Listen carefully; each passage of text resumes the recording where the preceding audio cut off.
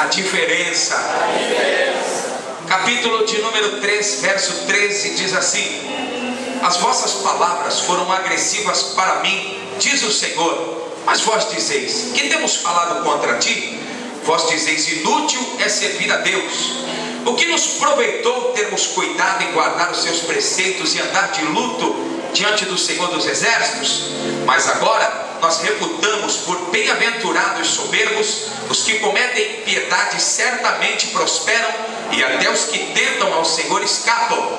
Então aqueles que temiam ao Senhor falaram uns aos outros, e o Senhor atentou e ouviu. O memorial foi escrito diante dele para os que temiam ao Senhor e para os que se lembravam do seu nome.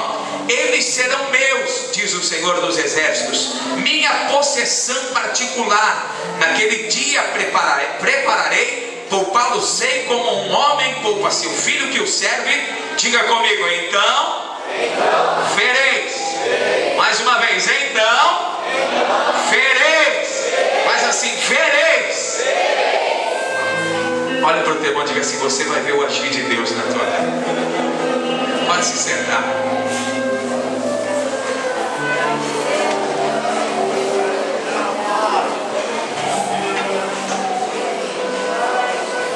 Irmãos, eu quero glorificar a Deus aqui pela oportunidade de estar de pé mais uma vez para falar do amor de Deus junto com a igreja. Hoje é a nossa última Santa Ceia do ano. Hoje é o último dia do ano em que nós temos oportunidade de participar de uma reunião como esta. E Deus ministrou algo no meu coração dentro deste texto. Malaquias, como todos sabem, o nome Malaquias quer dizer mensageiro do Senhor.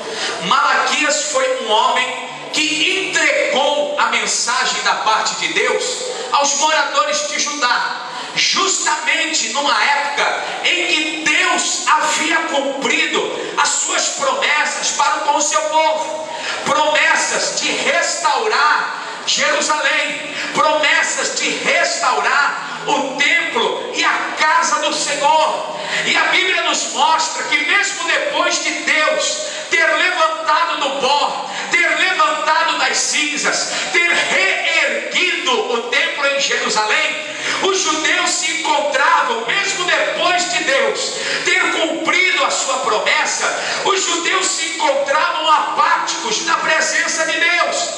Eles tinham se tornado, algumas pessoas, não todos é claro, tinham se tornado caídos espiritualmente. Eram homens e mulheres que estavam questionando a Deus. Eram homens e mulheres que estavam afirmando. O livro de Malaquias é um livro em que Deus dá respostas para o seu povo. É um livro em que Deus dá resposta aos questionamentos dos servos de Deus daquela época. Podem perceber que o capítulo de número 1, Deus começa tratando com aqueles irmãos, com aqueles homens. Por quê? Porque eles não estavam dando a devida honra ao Todo-Poderoso, não estavam entregando aquilo que Deus merecia de fato, que era o louvor, que era a gratidão, que eram os sacrifícios, que era a sua oferta reta e espiritual na presença de Deus. Louvado é o nome do Senhor Jesus. Uma das coisas interessantes que a gente nota quando lê o livro de Malaquias é que este capítulo que nós lemos, o capítulo de número 3, Deus começa trazendo uma palavra profética a respeito de um mensageiro, a respeito de alguém que viria para preparar o caminho do Messias. Queridos irmãos, todos nós sabemos que esta profecia, ela é uma profecia cumprida. Quando a gente abre a nossa Bíblia em Mateus capítulo de número 10 e verso 11, Jesus fala que aquele que veio para preparar o seu caminho. Por quê? Porque na antiguidade todo rei, pastor Saturnino, todos os grandes homens, eles enviavam mensageiros com uma finalidade. Qual? De preparar o caminho, de preparar a sua chegada. Esta é uma profecia cumprida. Por quê? Porque João Batista foi este mensageiro enviado enviado, aleluia, para preparar o caminho do Cristo Todo-Poderoso. Amém ou não amém, meus irmãos? E aqui Malaquias começa falando deste assunto. Além de falar deste mensageiro, Malaquias também mostra como seria as características do ministério do Cordeiro de Deus sobre as nossas vidas. Se a gente for lendo o capítulo de número 3 e verso 1, diz assim: vede, eu envio o meu mensageiro que preparará o meu caminho diante de mim. De repente virá o seu templo, Senhor, a quem buscais, o mensageiro da aliança, a quem desejais. Ele vem, diz o Senhor dos exércitos. Mas quem suportará o dia da sua vinda? Quem subsistirá quando ele aparecer? Pois que ele é como fogo no ourives e como o sabão dos lavandeiros. Assentar-se-á como fundidor, como purificador de prata. Purificará os filhos de Levi e os refinará como ouro e como prata. Então eles trarão ao Senhor, diga comigo, oferta em retidão a Deus. Quantos já receberam Jesus no coração aqui? Malaquias, ele faz menção da vinda deste mensageiro chamado João Batista, que tinha uma única e exclusiva finalidade: preparar o caminho do rei, o caminho do Messias.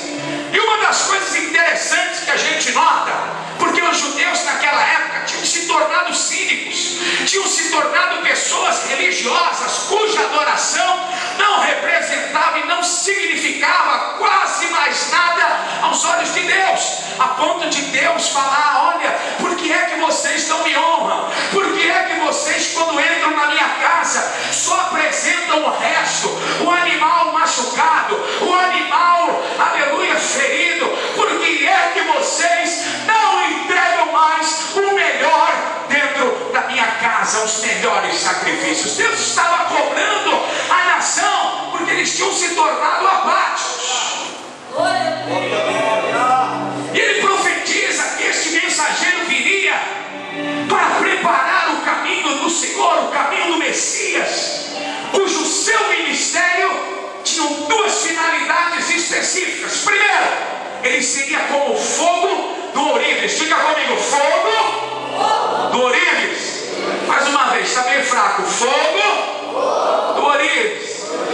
Todo mundo sabe que o ourives é o homem que trabalha na arte de moldar os metais. É uma pessoa que tem habilidade, que tem capacidade para pegar um metal bruto como ouro e transformar numa joia rara, numa joia preciosa. Só que o fogo, quando ele bate no ouro, ele tem duas finalidades. Primeiro, ele amolece aquele metal, ele amolece. E a primeira característica do ministério de Jesus é essa: ele veio para tirar toda a dureza do teu coração e do meu. Ele veio para tirar tudo aquilo que estava endurecido, enrijecido por conta da prática do pecado e da iniquidade na vida dos homens. Diga assim comigo: o ministério de Cristo é como fogo de ourives. Diga para o teu irmão: fogo de ourives. Glórias a Deus.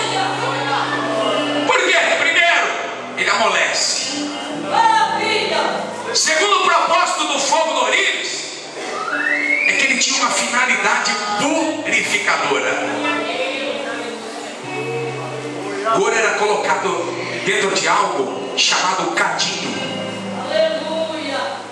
E nesse cadinho, conforme o fogo ia batendo, o metal ia derretendo, o metal ia derretendo, o metal ia derretendo. Quantos já estão derretendo na presença de Deus? O fogo está aqui. Quantos acreditam nisso em nome de Jesus?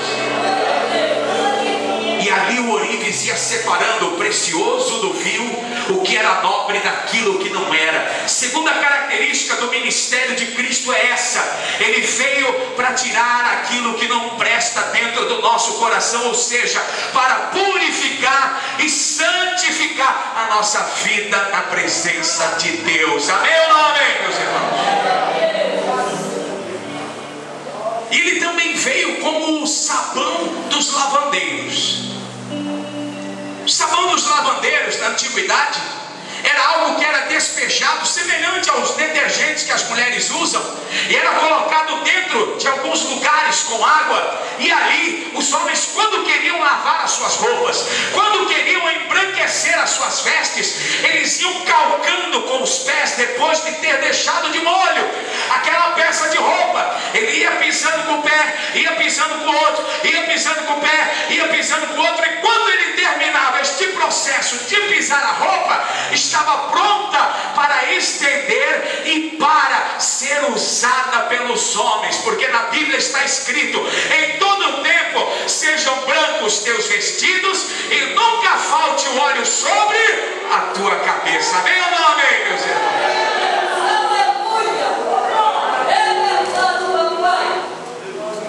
Tanto que lá adiante, o apóstolo Paulo, ele corrobora esse pensamento de Malaquias, porque ele diz que Jesus veio para purificar para si um povo seu, zeloso e de boas obras. Louvado é o nome do Senhor Jesus.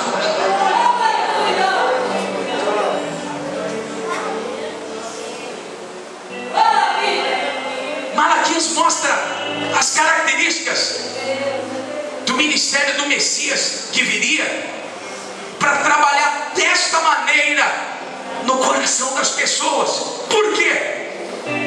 Porque os judeus tinham deixado de adorar, porque os judeus vinham para a casa de Deus, mas o seu coração era cínico, mas o seu coração era apático, mas o seu coração estava longe da presença do Senhor.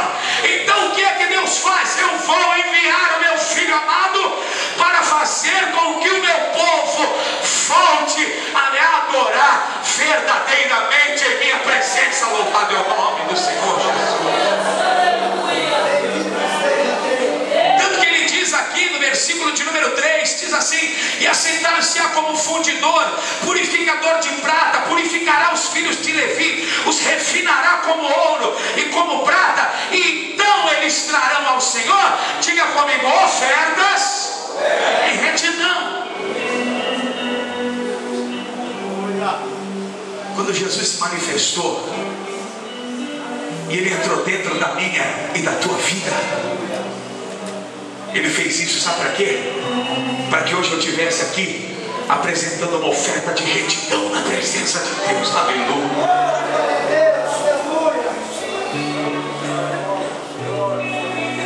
Na sequência do texto, Malaquias, ele também trata com uma questão de suma importância para a sobrevivência do templo, da casa de Deus, que é a questão dos dízimos e das ofertas. E eu fiquei pensando num texto que fala de adoração, num texto que fala de um coração reto. Muitas pessoas têm a concepção que dízimo e oferta é quando você pega simplesmente o teu dinheiro e entrega dentro da igreja, e o que não é verdade. Quando Deus trata da questão do dízimo e da oferta, é porque a questão do dízimo e da oferta falava muito mais alto do que o ato de dar dinheiro, de entregar as suas posses.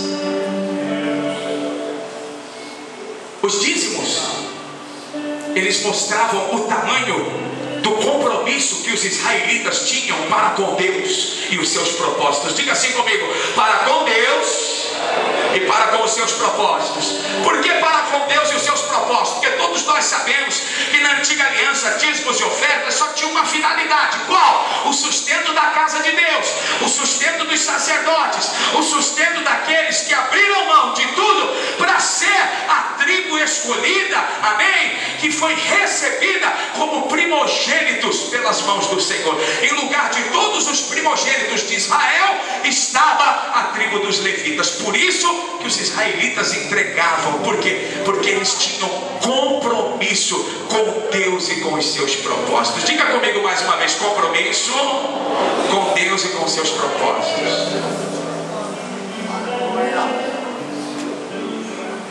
E o segundo motivo que ele trata nessa questão é muito mais do que eu pegar 50 pila do meu bolso e dar aqui. É muito mais que eu pegar 1.000, 2.000. É muito mais que eu pegar 10, 20. É muito mais que eu pegar 5, 50 e entregar aqui. Por quê?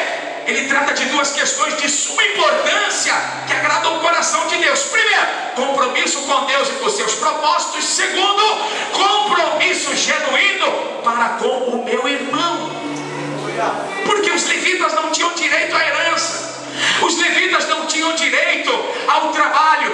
Eles eram homens que se dedicavam inteiramente à prática de cuidar da casa de Deus, de cuidar dos turnos, da adoração. Eram os homens que apresentavam o sacrifício, que mantinham a lâmpada de Deus acesa. Eram os homens que ensinavam a palavra do Senhor. Então, para que eles continuassem mantendo as suas famílias, Israel entregava os seus dízimos e as suas ofertas. Para quê? Para que aqueles homens pudessem dar continuidade àquilo. O ato de dar o dízimo era uma responsabilidade, não somente para com Deus, mas também uma demonstração de responsabilidade para com o meu irmão. É por isso que Jesus disse na sua palavra, em Mateus capítulo 22, que os dois maiores mandamentos são: amarás o Senhor teu Deus sobre todas as coisas, e o teu irmão da mesma maneira que você ama a você mesmo. Louvado é o nome do Senhor. Acabou o aleluia, glória a Deus da igreja.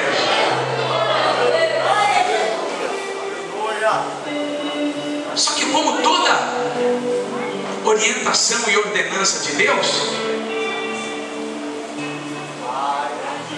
Deus também tinha recompensas. Diga assim: para cada ato de fidelidade. Olha para o teu irmão e fala: querido, por favor, para cada ato de fidelidade, Deus tem uma recompensa para você e para a sua família. Deus falou assim para os israelitas: olha, eu vou enviar o Messias, eu vou enviar o meu mensageiro, porque o Senhor, o anjo da aliança, o anjo do pacto, ele virá, e quando ele chegar, o ministério dele será semelhante ao fogo do Orives, será semelhante ao sabão do lavandeiro. E ele diz assim: olha, vocês perguntam do que é que vocês têm entristecido meu coração e do que é que vocês têm me roubado, porém eu, o Senhor, lhes respondo, sabe do que? Nos dízimos e nas ofertas alçadas. Por quê? Porque dízimo não era uma questão de dar dinheiro, era uma questão de amar a Deus e demonstrar amor para com aqueles que estavam também servindo dentro da casa de Deus. Diga amém em nome de Jesus. Só que Deus falou: a partir do momento que vocês fizerem isso, sabe o que vai acontecer? Vocês serão felizes. Diga comigo: felizes, e uma nação deleitosa, a qual todas as nações olharão para vocês e dirão: vocês são bem-aventurados na presença de Deus. Quantos querem ser bem-aventurados aqui em nome de Jesus? Cumpra então o mandamento. Só que os questionamentos do povo não eram só questionamentos diante de Deus: Senhor, o que nós estamos roubando? Senhor, em que nós estamos falhando contra Ti? Existia também um grupo de pessoas naquele lugar que estava dizendo que servir a Deus era inútil, que não adiantava guardar, aleluia, não adiantava ser fiel a Deus, que era inútil guardar a palavra, ser dizimista, era inútil estar na casa do Senhor, que servir ao Senhor era algo vão e que não valia nada. Por quê? Porque os soberbos e os arrogantes estavam prosperando no seu dia a dia.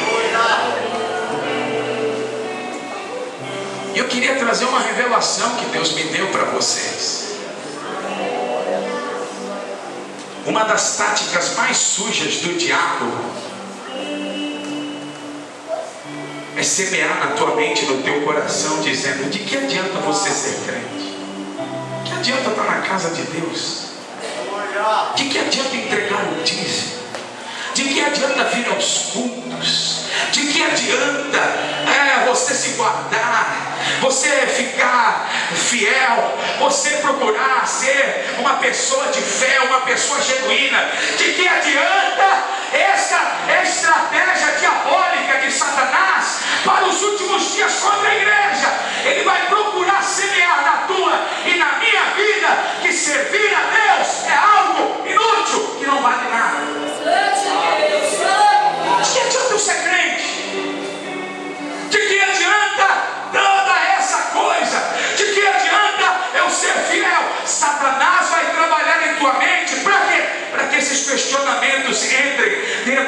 coração, querido, porém eu tenho uma palavra de Deus para o teu coração, amado.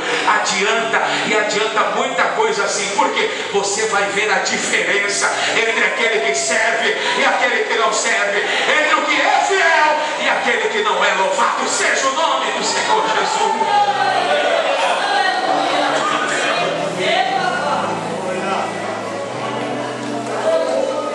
De que adianta? Inútil é servir a Deus. Inútil é ser presbítero. Inútil é ser pastor. Inútil é ser diácono. Inútil é ser músico. Inútil é operar o som. Inútil é cantar louvores. Inútil é ajudar. Inútil, querido, inútil é servir a Deus. É a estratégia do teu adversário.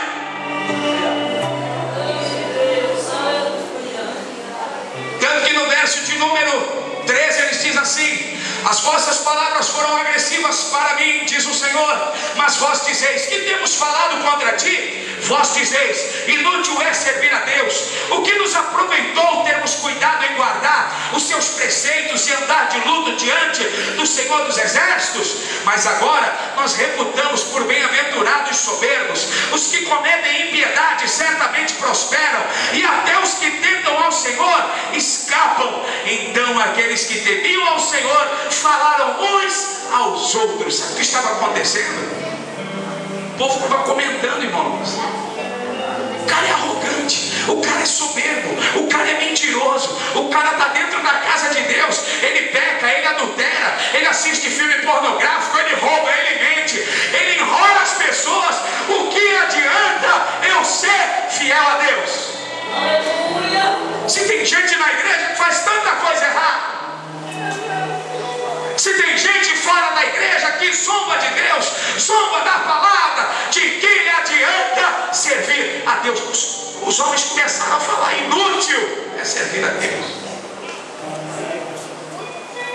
Asaf, numa ocasião, no momento de dificuldade no seu ministério, ele chega a dizer que os seus pés quase escorregaram, porque ele colocou o olho no ímpio, porque ele passou, Salmo de número 73, a observar a vida dos ímpios, como eles engordavam, como eles prosperavam, como a sua vida era regalada, e ele, dentro da casa de Deus, passando por provas tremendas. Querido irmão, deixa eu dar uma palavra para você, meu amado: não caia na cilada do diabo. Há uma diferença entre o que serve e o que não serve, entre o que é e o que não é, e você vai ver a diferença com os teus olhos, diz o Senhor nesta noite.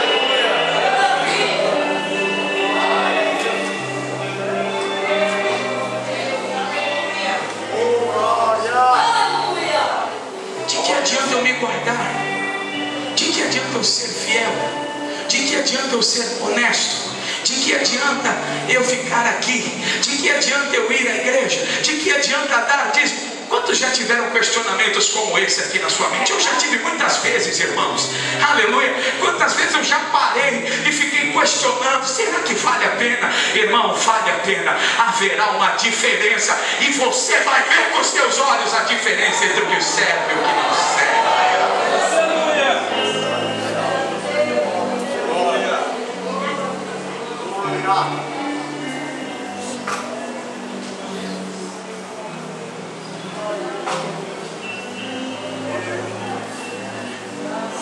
Versículo de número 5, para vocês verem a condição das pessoas naquela época. Olha o que diz: chegar-me-ei a vós para juízo, seria uma testemunha veloz contra os feiticeiros.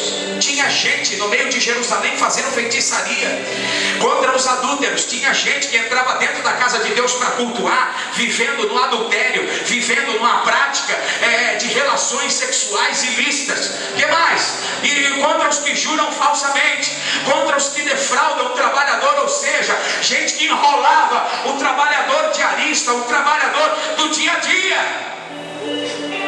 Pervertem o direito da viúva, enrolavam as viúvas, o do órfão, do estrangeiro. Não temem o meu nome, diz o Senhor dos Exércitos. Era essa a condição. Tinha gente de tudo que é maneira dentro da casa de Deus.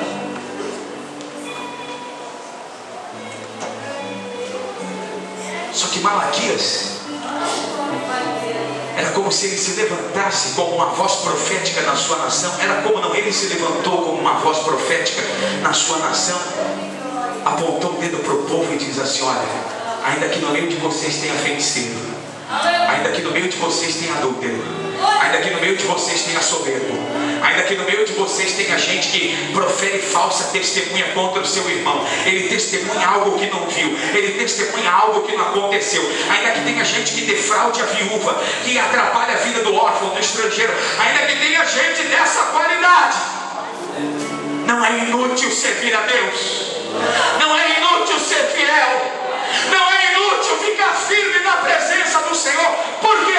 Porque vai chegar o dia em que Deus vai demonstrar a diferença entre o que serve e o que não serve, entre o que é fiel e aquele que não é. Bendito seja Deus. Vai chegar a hora que Jesus vai separar o bode da ovelha. Vai chegar o dia em que Jesus vai separar o peixe bom do peixe mau. Vai chegar o dia em que Jesus vai separar a luz da treva, o mentiroso do verdadeiro, o falso do sincero. Querido, fique firme, porque você verá com os teus olhos a diferença, diz o Senhor, nesse lugar. Aleluia.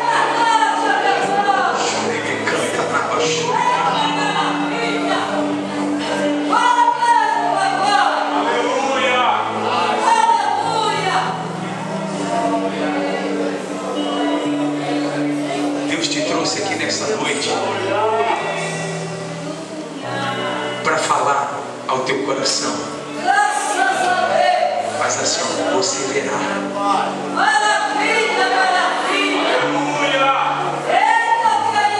Tu vai ver. Tu vai ver.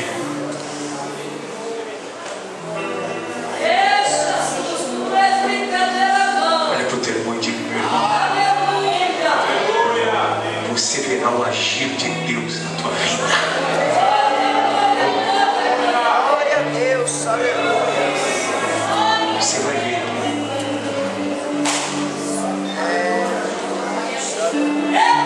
Isso é uma resposta para você que fala: eu não vejo Deus agindo na minha vida. Você verá.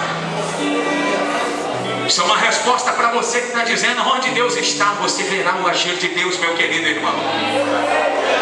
Você vai contemplar com os teus olhos.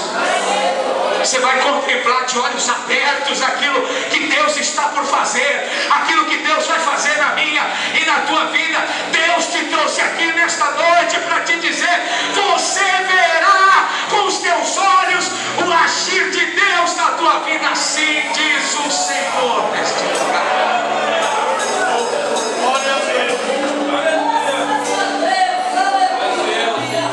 Vereis a diferença. Aleluia. Diga para o teu irmão: você vai ver, meu filho. Eita. Dá para você usar a tua boca em nome de Jesus? Olha para o teu irmão e diga assim: meu filho, dá um glória a Deus aí em nome de Jesus. Você vai ver o agir de Deus.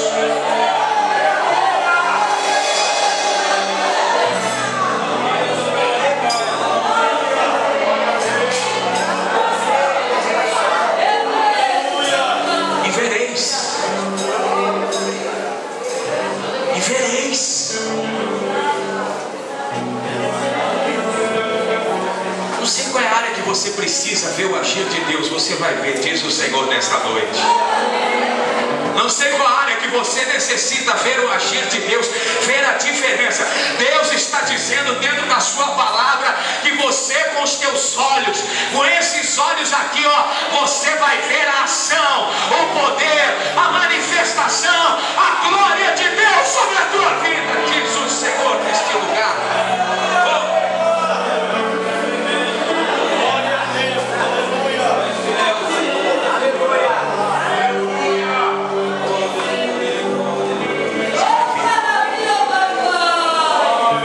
Você vai ver. O Senhor vai ver, pastor. O Senhor vai ver, Inalésio. O Senhor vai ver. O Senhor vai ver. Você vai ver. trabalhar na sua vida. E com os teus olhos você vai contemplar a ação gloriosa de Deus.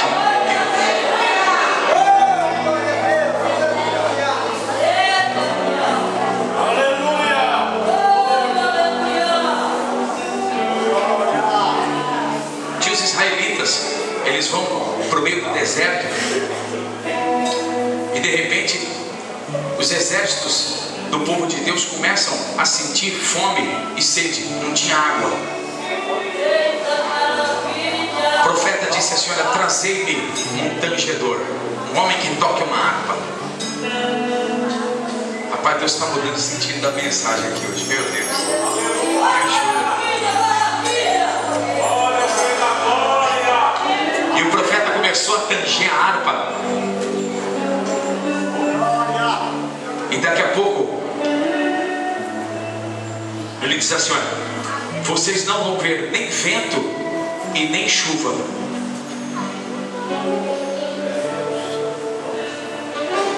Não vai ter sinal estético a princípio, mas começa a cavar as covas, que a gente fica à procura de sinais, de querer ver sinal.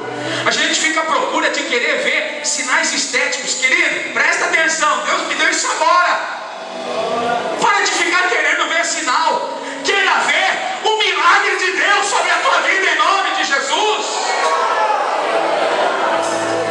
Você não vai ver vento nem chuva, não vai ter sinal a princípio, mas cava a cova, faz buraco, porque assim diz o Senhor: amanhã haverá água sobre este deserto, vocês vão beber e a minha glória vai ser sobre a vida de vocês, diz o Senhor neste lugar. Levanta a tua mão e dê glória a Deus nesta noite.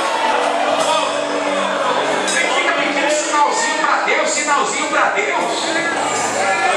Não quero que esse negócio de sinal hoje, em nome de Jesus. Queira ver o resultado final, o milagre, o poder, a glória, a cura. Acabe com o sinal. Deus vai, aleluia, revelar para você um milagre sobre a tua vida em nome de Jesus. Você vai ver a diferença.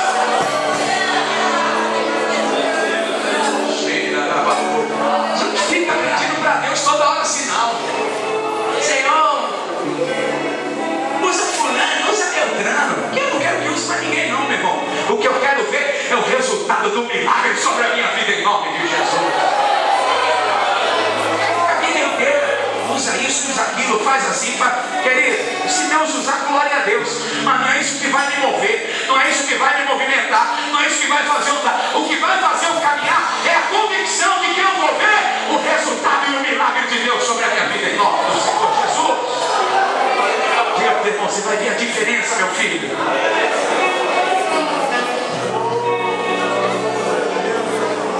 Tem gente que fica vivendo a vida inteira de profecia emendada, mas nunca vê a bênção chegar. Tem gente que fica a vida inteira vivendo de profecia emendada, mas nunca vê um milagre, querido. Eu vim profetizar que nessa noite você não verá o sinal. O que você vai ver é o milagre de Deus sobre a tua vida em nome de Jesus.